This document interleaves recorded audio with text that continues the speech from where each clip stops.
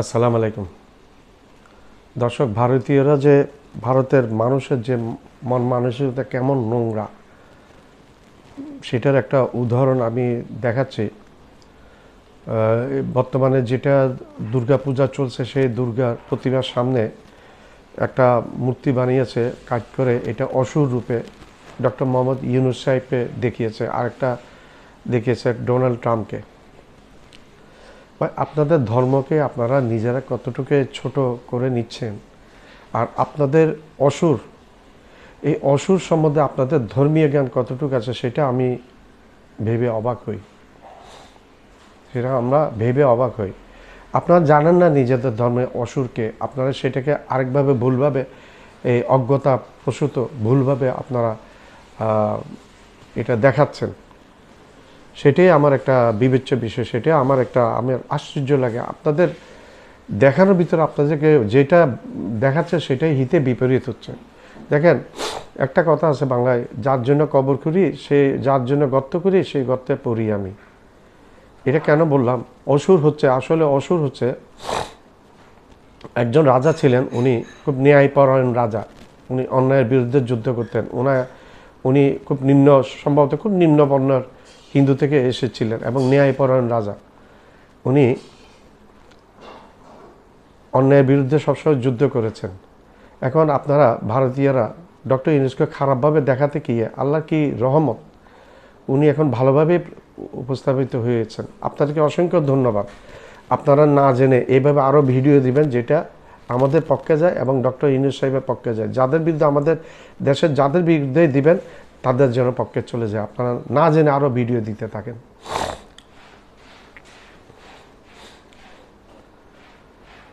সেই জিনিসটা হচ্ছে, ডক্টর ইউনূস সাহেবকে আমরা কংগ্রাচুলেশন জানাই, আপনাকে অসুর হিসেবে দেখিয়েছে। আরও আসলে এই মূর্খ ভারতীয়রা জানে না অসুর কে ছিলেন। আমি একটু আগে বলেছি সেই কথা।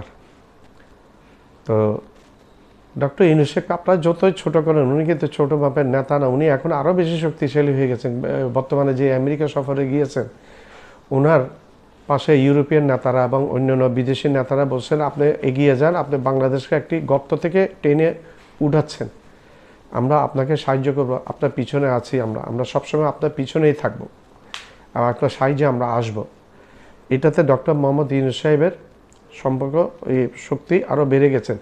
ডক্টর মোহাম্মদ ইউনূস সাহেব এসে কি করেছেন? ভারতের চোখে দাদাগিরি খতম করেছেন। প্রথমে মোদির চোখে চোখ রেখে কথা বলেছেন, ভারতের চোখে চোখ রেখে কথা বলেছেন ডক্টর ইউনূস সাহেব।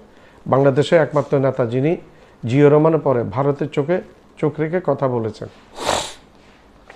রাষ্ট্র ক্ষমতায় আসার পরে, এবং রাষ্ট্র ক্ষমতায় আসার পূর্বেই উনি ঘোষণা দিয়েছেন বাংলাদেশকে অস্থিতিশীল করতে গেলে সেভেন সিস্টার অস্থিতিশীল হয়ে যাবে, ভারতে বিহার অস্থিতিশীল হয়ে যাবে, পশ্চিমবাংলা অস্থিতিশীল হয়ে যাবে, সেভেন সিস্টার অস্থিতিশীল হয়ে যাবে, বিহার অস্থিতিশীল হবে। এই অস্থিতিশীলতা ঢেউ দিল্লির মস্ততে গিয়ে ধাক্কা দিবে। সেটা ঠিকই হয়েছে।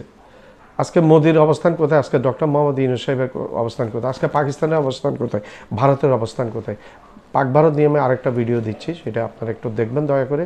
আর আমার ভিডিওকে লাইক করবেন, শেয়ার করবেন, সাবস্ক্রাইব করবেন, বেল আইকনটা প্রেস করবেন। আবার বলছি, আমার ভিডিওকে লাইক করবেন, শেয়ার করবেন, সাবস্ক্রাইব করবেন, বেল আইকনে প্রেস করবেন, যেন উত্তর আমি আরও ভিডিও দিতে অনুপ্রাণিত হই। আপনারাই আমাদের শক্তি।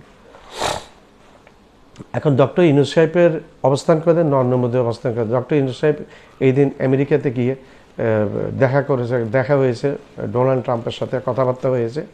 সেটাকে অনেকে ফেক নিউজ বলেন। আপনারা ভাই শুদ্ধকে ভুল বলতে আপনারা অভ্যস্ত, আর আপনারা যেগুলো ভুল বলেন আপনারা চান সেগুলো সবাই শুদ্ধ বলুক।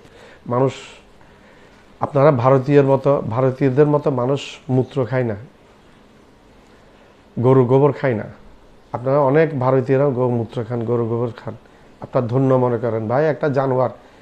আমরা প্রস্রাব পায়খানা, ডাক্তারি ভাষায় কি বলে, ক্লিনিক্যাল প্যাথোলজিতে কি বলে, গু এবং মূত্রের সাথে ডিসপোজ, শরীর যেটা অপ্রয়োজনীয় সেটাকে ডিসপোজ করে, সেটাকে আমরা বের করে দিই। আর গাই গরু যে মুখটা মুতে, গরু যে মুখটা মুতে সেটা গরুর শরীর থেকে ডিসপোজ করে দেয়, এবং গোবরটা তারা ডিসপোজ করে বের করে দেয়, এটা বর্জ্য। আর সেটাকে আপনারা নিয়ামতস্বরূপ পান করতে থাকেন এবং খাইতে থাকেন। ভাই আপনারা খান, আপনারা পান করুন, আমরা চাই আপনারা আরও খান, আরও পান করুন। কারণ আপনারা গরুর মুখ খান, আর মুসলমানরা খায় গরুর দুধ। আপনাদের এবং অন্য অন্য দেশের লোকদের সাথে একটু পার্থক্য করতে হবে, মুসলমানদের সাথে একটু পার্থক্য করতে হবে। আপনারা বড়াই করেন। আপনাদের মুঘলরা আসার আগে আপনাদের দেশটা কী ছিল? টুকরো টুকরো টুকরো টুকরো করজ রাজ্য ছিল। এক এক রাজ্যকে এক এক রাজারা শাসন করত।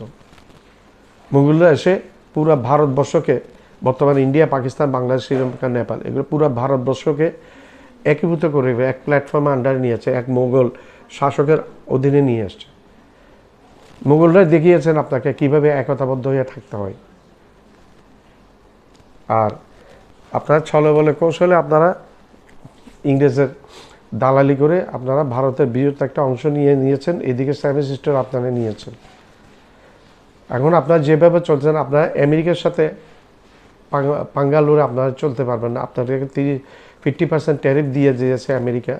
সেই ট্যারিফ আপনারা সহ্য করার মতো ক্ষমতা আপনাদের নেই। ইতিমধ্যে আমেরিকার অনেক বায়ার তাদের অর্ডার ক্যান্সেল করে নিয়েছে, তাদের পুঁজিগুলো তুলে নিচ্ছে ভারত থেকে। হাজার হাজার গার্মেন্টস বন্ধ হয়ে গেছে অলরেডি, লক্ষ লক্ষ শ্রমিক বেকার হয়ে গেছে। এটা মোদিকে ঠেলা সামলাতে হবে। মোদির গদি এখন নড়বড়ে। মোদি যে হিন্দুত্ববাদী ধর্মীয় জিগির তুলে যে শাসন করতে চায়, এগুলো ভারতে হিন্দুরা এখন ভালোভাবে বুঝে ফেলেছে। এই মোদির হাতে মুসলমানদের রক্তে রঞ্জিত 1000 গুজরাটি মুসলমানের রক্তে রঞ্জিত। তাকে গুজরাটে কসাই বলে। আপনারাই বলেছেন ভাই, আমরা বলিনি। এটা আপনাদের থেকে শুনেছি আমরা। এবং কাশ্মীরে প্রতিনিয়ত মুসলমানদেরকে হত্যাযজ্ঞ চালাচ্ছেন। মণিপুরে খ্রিস্টানদেরকে আপনারা মারছেন প্রতিনিয়ত। ওইখানে 250-এর উপর গির্জা জ্বালিয়ে দিয়েছে মোদি, অমিত শাহ। আর যোগী আদিত্যনাথ 200-এর উপরে মসজিদ ভেঙেছে, কবরস্থান ভেঙেছে। ভালো ভালো বড় ওলিদের কবর পর্যন্ত ভাঙছে এই আদিত্যনাথ। বুলডুজার প্রধানমন্ত্রী বলে, এগুলোই চান্ডাল আদিত্যনাথ। লেখাপড়া নেই, কিচ্ছু নেই, মূর্খের দল। মুদ খায়, আরও বেশি করে মুদ খা, তোদের ব্রেন বাড়বে। তোদের ব্রেন যাচ্ছে তলানিতে। এই মোদিকে হুঁশিয়ার দিয়েছিল পাকিস্তানকে যেন অ্যাটাক না করে, এটা পরিণতি ভালো হবে না। মোদি কথা শুনে নেই। মোদি সৌদি আরব থেকে এসে সরাসরি পাকিস্তানকে দোষ দিয়েছে। পাকিস্তান বলেছে আমাদেরকে দোষ দেওয়ার আগে জাতিসংঘের একটা তদন্ত দল এনে নিরপেক্ষ বিচার করে তারপর দোষ দিয়ে। সেটা মানে নেয় মোদি। রাতের আধারে আক্রমণ করে বসছে পাকিস্তানকে। পাকিস্তানের অনেক মসজিদ, মাদ্রাসা, এতিমখানা এগুলি ধ্বংস হয়েছে ভারতের আক্রমণে। শিশু পর্যন্ত রেহাই পায়নি, শিশু পর্যন্ত মৃত্যুবরণ করেছে ভারতের আক্রমণে। তার 2 দিনের মাথায় পাকিস্তান যে জবাবটা দিয়েছে, ভারত যদি গোমূত্র ত্যাগ করে তাহলে ভারত বুঝতে পারবে পাকিস্তান এখন আগের জায়গা নেই। পাকিস্তানের কাছে 170টা ওয়ারহেড, নিউক্লিয়ার ওয়ারহেড সাজিয়ে রেখেছিল ভারতের দিকে। বলছে এগুলি আমরা ভারতের দিকে সাজিয়ে রেখেছি, প্রয়োজনে আমরা এগুলো ব্যবহার ছুড়ে দিব। পাকিস্তানের সেনাপ্রধান ফিল্ড মার্শাল আসিম মুনির বলেছেন, পাকিস্তান একা ধ্বংস হবে না, সারা দুনিয়ার অর্ধেককে সাথে নিয়ে ধ্বংস হয়ে যাবে পাকিস্তান প্রয়োজনে। এটাতে কি বুঝেছে? দুনিয়ার অর্ধেকের মধ্যে ভারতও আছে।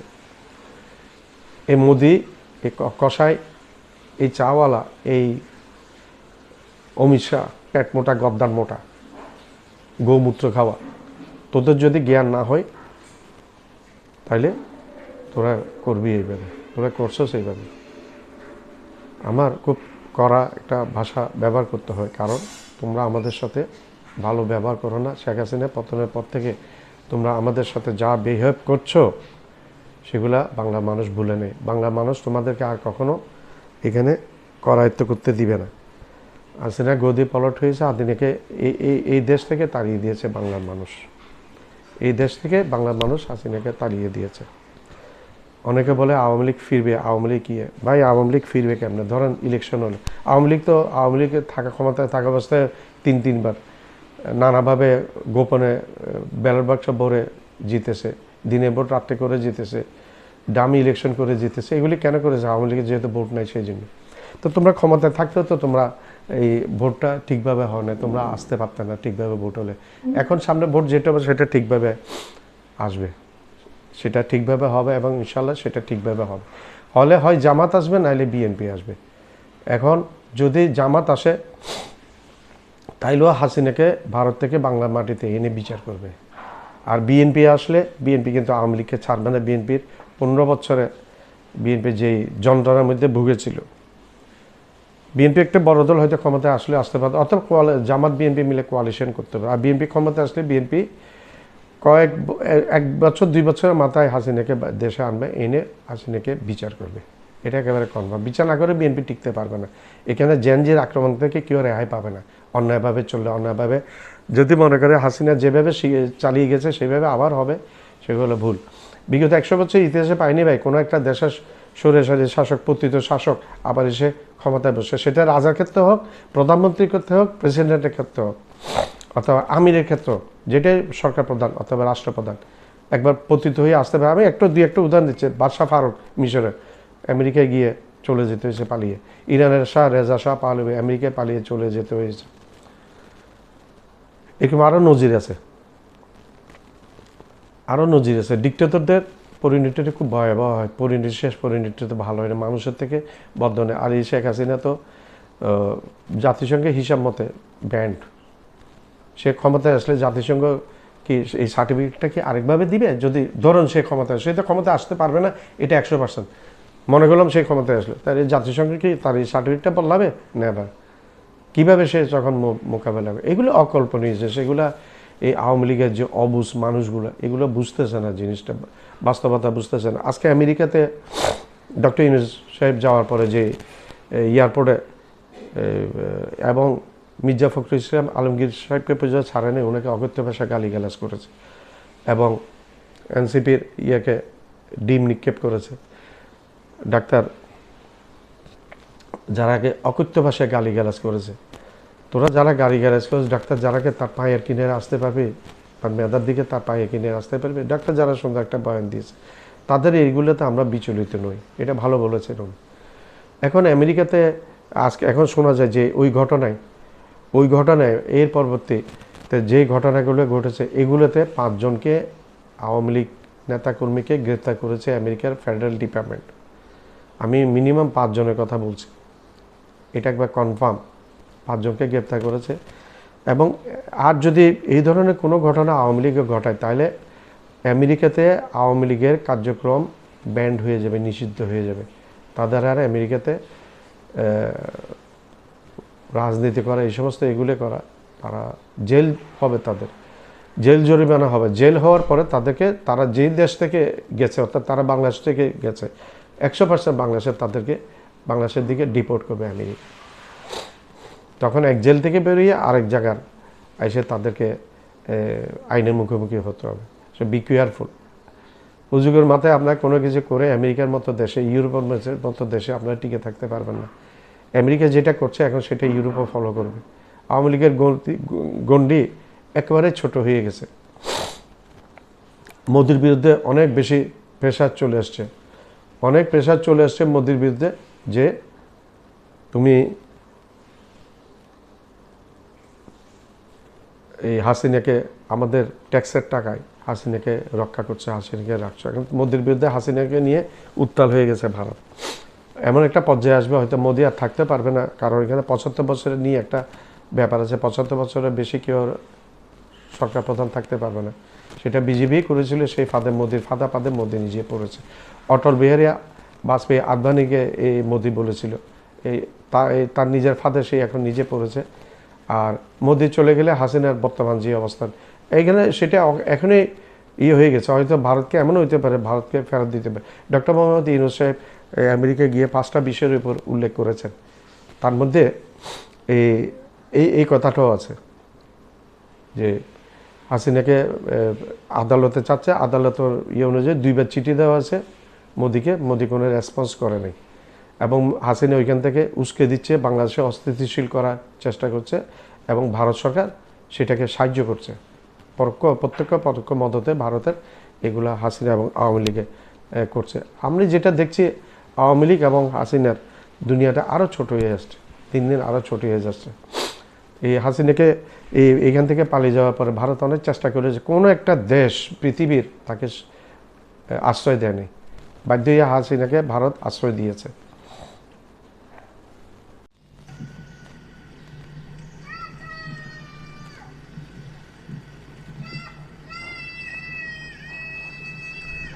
সালামু আলাইকুম। হিতে বিপরীত হয় এই শব্দটা শুনেছেন আপনি? ও আমরা যাকে বলি a prank or conspiracy went wrong. This is what exactly happened in regards to Oshur Devata or Dr. Muhammad Yunus. Ladies and gentlemen, welcome to this live. আমি এইমাত্র ইউটিউবে লাইভে ছিলাম, সেখান থেকে শেষ করে পেজে দুটো বক্তব্য আপনাদের দিয়ে যাই। আল্লাহর হুকুম থাকলে আপনি সম্মানী মানুষকে অসম্মানিত করবেন, কিন্তু এটা হিতে বিপরীত হবে। এই ঘটনার আমি একজন উৎকৃষ্ট সাক্ষী। কিছুদিন আগে আমাদের একটা ঘটনা ঘটেছে, এটা আমার জন্য কতটা ভালো হয়েছে সেটা আমি জানি। এবং শুনেন, আপনারা জানেন যে ভারতে এবার দুর্গাপূজা উপলক্ষে মানে ডক্টর মোহাম্মদ ইউনূসের নামে দেবতা বানিয়েছে, যেটাকে অসুর দেবতা বলে। অর্থাৎ তারা এটাকে মানে নেগেটিভলি, অর্থাৎ উনি একজন খারাপ লোক হিসাবে আপনার এই বিবেচনা করে বা মানে চিহ্নিত করে আপনার বা মানে ডেমনস্ট্রেট করে অসুর, মানে ডক্টর মোহাম্মদ ইউনূসের নামে দেবতা বানিয়েছে, এটাকে অসুর দেবতা তাকে বানিয়েছে। তো আমরা এটার প্রতিবাদ করলাম, রাইট? যে how dare you can do that. এখানে বলে রাখি, আমি মেইন পয়েন্টে যাওয়ার আগে আপনাদের উদ্দেশ্যে বলে রাখি, লেডিস এন্ড জেন্টলম্যান, বাংলাদেশের মিডিয়া অথর্ব অপদার্থ এই বিষয়টাকে ঠিকমতো আলোচনায়তে নিয়ে আসতে পারে নাই। মাসুদ কামাল্লা পড়ে আছে কিভাবে স্বৈরাচার এবং ভারতকে আবার অধিষ্ঠিত করবে বাংলাদেশে। এদেরকে না বলুন, এরা দালাল, এরা চিহ্নিত গোপন দালাল। এরা জীবনে স্বৈরাচার শব্দ মুখ দিয়ে উচ্চারণ করতে পারে নাই, এখন তারা বাংলাদেশে এসে দালালি করেছে, কারণ সরকার very soft to them, otherwise অন্য ঘটনা ঘটতে পারতো। আমি আপনাদেরকে বলে রাখি সেটা কি হয়েছে। আমি এখন শুনে আশ্চর্য হলাম, এবং thank you doctor Mohammad Yunus for this award. You are awarded by India and awarded by those fundamentalist Hindus. What? আপনাকে তারা খাটো করতে গিয়ে বড় করে ফেলেছে। আপনারা কি জানেন অসুর কে ছিল? অসুর ছিল, এখন দেখা যাচ্ছে অসুর ছিল একজন ন্যায়পরায়ণ রাজা, শোষণের বিরুদ্ধে যিনি রুখে দাঁড়িয়েছিলেন। সেই রাজা যাকে হানি ট্র্যাপ দিয়ে, মহিলা দিয়ে পরবর্তী সময় হত্যা করা হয়, সেই অসুর, এটা ভারত অসুর নামে অর্থাৎ নেগেটিভলি প্রচার করে থাকে। অর্থাৎ একজন ন্যায়পরায়ণ রাজা, উনি একজন আদিবাসী ছিলেন এবং যিনি শোষণের বিরুদ্ধে থাকতেন এবং এই আগ্রাসনের বিরুদ্ধে কথা বলছিলেন। আমি ডক্টর মোহাম্মদ ইউনূস, আপনাকে congratulations for your position, new award from India. মানে প্রমাণ হয়েছে এই দেবতার অসুর দেবতা বানানোর মাধ্যমে আপনি ন্যায়পরায়ণ, আপনি বাংলাদেশের মানুষের পক্ষে দাঁড়িয়েছেন, আপনি বাংলাদেশের পক্ষে দাঁড়িয়েছেন, গণতন্ত্রের পক্ষে দাঁড়িয়েছেন, আপনি বাংলাদেশের স্বাধীনতা সার্বভৌমত্বের পক্ষে দাঁড়িয়েছেন। Above all, you been protective for Bangladeshi and Bangladesh. এই জন্য আপনাকে অসুর বানিয়েছে, বিকজ যে অসুর একজন ন্যায়পরায়ণ, একজন জাস্ট একজন রাজা ছিলেন এবং উনি ন্যায়কে প্রতিষ্ঠা করতেন, অন্যায়ের বিরুদ্ধে অবস্থান নিয়েছিলেন বলেই তার নাম দেওয়া হয়েছে অসুর। এবং প্রমাণ হচ্ছে আপনি ভারতীয় আগ্রাসনের বিরুদ্ধে দাঁড়িয়েছেন, আপনি বাংলাদেশকে রক্ষার্থে দাঁড়িয়েছেন, এটাই হলো বাস্তবতা, রাইট? এবং এটা অর্থাৎ বললাম না যে হিতে বিপরীত বা এটা এই মানে কাজটা ভারতের তাদের it's went wrong completely, it's completely become a bizarre for Indian এই মানে স্ক্র্যাপ এদের দ্বারা। সুতরাং আপনারা যারা যেখানে আছেন ডক্টর মোহাম্মদ ইউনূসকে অভিনন্দন জানান। Congratulations, please say congratulations everyone, congratulations to doctor Mohammad Yunus. অর্থাৎ আপনাকে অসুর বানানোর মাধ্যমে তারা সার্টিফিকেট দিয়েছে আপনি ন্যায়ের পক্ষে, অন্যায়ের বিপক্ষে, ভারতীয় আগ্রাসনের বিপক্ষে, আপনি শেখ হাসিনার সন্ত্রাসী আওয়ামী লীগের রাজত্বের বিরুদ্ধে সবসময় ছিলেন, এখনো। ইনকলাব জিন্দাবাদ, এনসিপির কে কমেন্টস করেছে ইনকলাব জিন্দাবাদ। অর্থাৎ এটা কি আমার উপরে উঠে যাবে না? ইনকলাব জিন্দাবাদ। Ladies and gentleman, I am so happy that খারাপ করতে গিয়ে ভালো হয়ে গেছে। অর্থাৎ বাংলাদেশের ডক্টর মোহাম্মদ ইউনূসকে অসুর দেবতা বানিয়ে প্রমাণ করেছে উনি ভারত বিরোধী, উনি বাংলাদেশের পক্ষে, উনি ন্যায়ের পক্ষে, গণতন্ত্রের পক্ষে, লুটপাটের বিপক্ষে, শেখ হাসিনার দেশ বিদেশে সন্ত্রাস ছড়িয়ে দেওয়ার বিপক্ষে, বাবল ভারতীয় আগ্রাসনের বিপক্ষে। Ladies and gentlemen, this is a great news for Bangladesh, great for Dr. Mohammad Yunus. Dr. Mohammad Yunus has been awarded from many institutions and many countries around the world. This is a new Durga Puja উপলক্ষে doctor Mohammad ইউনূসকে এই পুরস্কার ভারতের পক্ষ থেকে আমি মনে করি বাংলাদেশের জন্য আশীর্বাদ।